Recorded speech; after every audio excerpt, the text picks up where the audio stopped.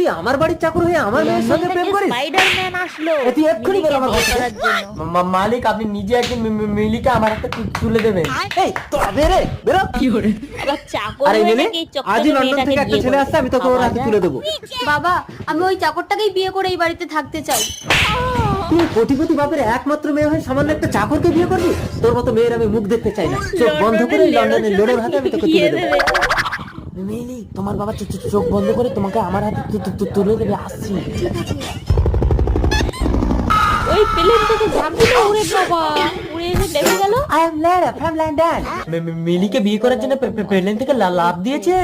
Nice place, India.